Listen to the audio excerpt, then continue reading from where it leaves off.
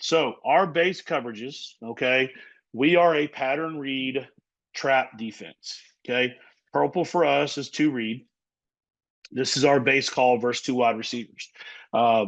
Black for us is a single receiver call, or if the split between one and two is not where the safety feels that he can get over one, our safeties will make a black call, and now it turns into man coverage within our base coverage of cover five. So two read is our base coverage. We're gonna trap. We're gonna play quarters as a base, but we're gonna trap because I feel at the high school level it's the most difficult thing for a high school quarterback to be able to decipher what we're doing because we try to make it all look the same. Whether we're in a man concept or a zone concept, we're going to press or we're going to be off that week, and we're keeping the picture the same so he can never figure it out. Gold for us is solo coverage, poach, whatever you want to call it, where we're still going to trap one and two on the three receiver side, okay?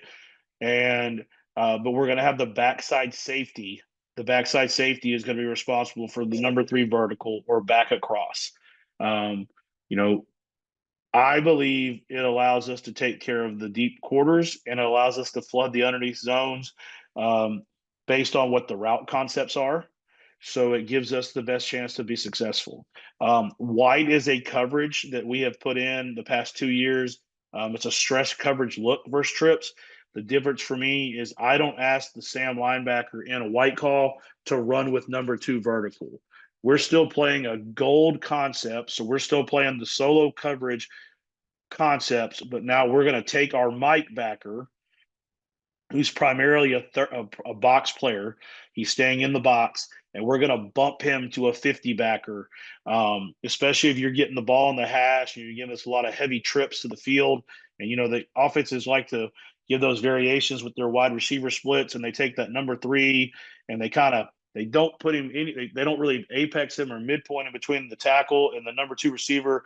They kind of stress him out farther to that number two. This allows us to push that Sam backer wider to number two and allows us to put that Mike backer inside. The back end of the defense still plays the same in that situation. And then we play silver coverage is our primary coverage on the trip side to the strong safety when we roll our secondary. It's TCU Special. That's when we roll our Sam linebacker back to safety depth, and our strong safety and free safety are trapping 2 and 3, and we lock the number one receiver on that side. And these are anything for us color wise usually involves some kind of trap concept somewhere. When we talk words, and I'll talk about those here in a few minutes or in a second, those are more zone concepts. All right, so this is purple for us. Okay, this is purple for us right here. Okay, this is us looking like we're in a 4-3 based on our alignment rules. The strong safety and the free safety and the corners on both sides, they are reading number two. Palms, two read, blue if you're maybe 4-2-5 color concepts. But this is what our base coverage is versus two receivers, where we're going to trap number two on both sides. So if two is out, he is belonging to the corner. If the two goes in or vertical, he belongs to the safety. We expect our Sam, Mike, and Will to still be run fit players. When we bump our Will backer in this situation, we spike our tackle, usually as a base rule, to get into two A gap players. So that Will he only has to fit and fold the B gap. We'll also cancel both those gaps out and bring the tackle and the rush both under, so the Will doesn't have to fit anywhere except the edge. Different things like that. And then we have our Sam, who's removed in a G call on the left here of the defense. He has the ability at times to make what's called a fin call, which puts that end in the five in to cancel out a B gap on his side. So he doesn't have to worry about folding back to the B gap as well. But purple is our base call versus two receivers. All right. Black is our call. And I drew our defense up in here real quick in a solid look, which I talked about in the last session, which is one of our 50 looks. So when we go solid, we are keeping our Sam and our rush attached to the line of scrimmage. So they are not drop players. They're not there. They're playing the edge to the back. So it gives us a chance to have a potential of a 7-man pressure without having to call a stunt. And in black, our free safety and strong are locked on the number 2, and our corners are playing inside leverage locked on 1. We also give our, like I said earlier, we give our safeties the flexibility to make this call if they feel the split of the receivers is too wide. So if they feel that they can't reach number 1, if 2 goes out, just call black. And that way they're able to just play zero coverage without having to add a different concept or call. And I make those free safeties and strong safeties constantly talk to each other in the corners. We want them talking with their hands too, because we tell them we're playing in a loud environment. You can't necessarily hear the person 30 yards away, but you can see their hands talking with you. This is gold. Now we run gold 2 different ways. I'm going to talk about both ways here today. Gold in cover 5, okay, is, when we are setting the ball with defense to the field, okay, and we're gonna play that poach technique, that solo technique for number 3 vertical by the backside safety here. The wheel has to be responsible for any kind of swing or wheel by the back. And then the mic and the wheel can open 3-2, but the wheel, like I said, has to know if the back swings, I got to go. And the strong safety has 3 vertical. The Sam is walling 2-1, and we're playing purple concepts or trap concept off of 2 and 1 to the trip side. Backside corner is in black, so he's soloed up on the, or singled up on the backside, I should say. If we are in gold cover 5, okay, I'm going to show y'all from a right here. We're actually in a white call here. Okay, I apologize. Slides are out of order. I thought I fixed it. We've now bumped that Mike backer right there. And we could do this. First teams that like to run that RPO to number 3 right here. So you bump that Mike, puts him in that immediate RPO look right here. He could be a little wider because he's walling 2-1. Eyes are on 2. Eyes are on 2.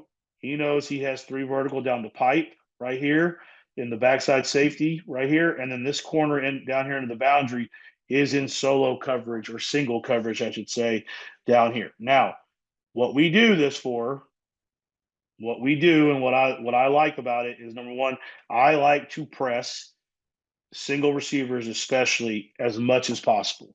Okay. Because it forces offenses to have to throw the 50-50 fade ball, and it takes away the slant and hitch. We tell our kids we have to win 50-50 balls.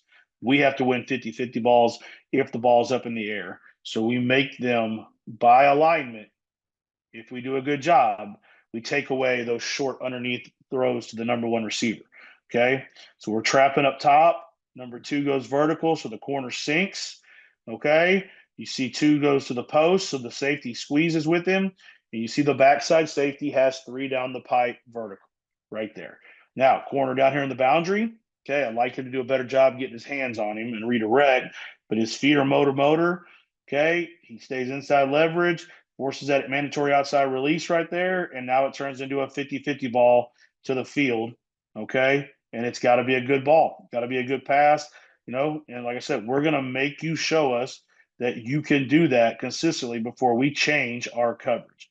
Mike Backer's still a run-first player, in the box. The Will knows he has the back to him, okay? But you see that Mike is underneath. Like, there's no way for him to throw 3 hot right now, because I've got him viced. He should be pushing right here, but he's outside, he's inside, and right there, if you throw in that window, that should be a kill shot by that backside safety covering down on that. Okay. Here you go to the field. Okay. Sam Backer needs to be a little wider. We're misaligned right here. We're definitely misaligned right here, but now we're in gold. We're in gold. Okay. So there you got corner pressed in this situation. Eyes are on 2. He should be wider to 3. He should be wider to 3. Pre-snap alignment, he should be on top of 3 to outside leverage. Okay. And then this safety has 3 to the post right here. Okay. This corner is 8x2 off of the end man.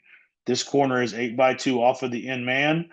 Okay. Playing what we call black coverage or lock coverage off of this tight end right here. Okay. Good job. Now the Sam does a good job getting back to the run fit. Okay. And they can't crack him. Okay. And the safety sees the crack occurring because he sees that's flat. He knows I need to mirror that route. He's adding back to the box from the backside safety who's in the middle of the defense. Okay. And then you see the corners over here for anything out the back door into the boundary. Okay.